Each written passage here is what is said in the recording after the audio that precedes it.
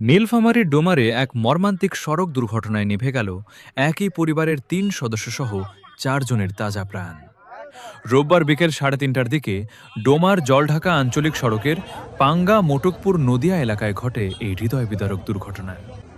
স্থানীয়রা জানান, বিকেলে যাত্রীবাহী একটি ব্যাটারি চালিত ভ্যান ডোমার জলঢাকা সড়ক দিয়ে যাওয়ার সময় পেছন থেকে আসা একটি দ্রুতগতির ঘাতক ট্রাক নিয়ন্ত্রণ হারিয়ে সেটিকে সজোরে ধাক্কা দেয়।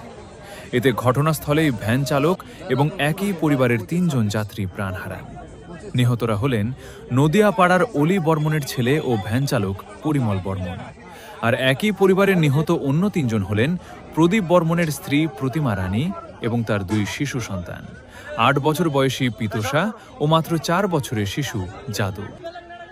দুর্ঘটনায় গুরুতর আহত হয়েছেন আরও ২ জন। স্থানীয়রা তাদের উদ্ধার করে দ্রুত ডোমার উপজেলা স্বাস্থ্য কমপ্লেক্সে ভর্তি করেন। বর্তমানে সেখানে তাদের চিকিৎসা চলছে।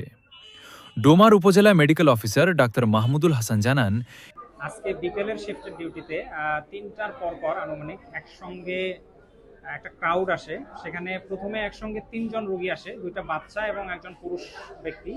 তো বাচ্চা 2টাকে আমরা ইমিডিয়েট যেটা পাই, মৃত অবস্থায় পাই, এবং যে পুরুষ রোগী যিনি ছিল ওনাকে খুব আশঙ্কাজনক অবস্থায় দেখে আমরা প্রাথমিক ট্রিটমেন্ট দ্রুত দিয়ে সাথে সাথে রংপুরে ট্রান্সফার করে দিই।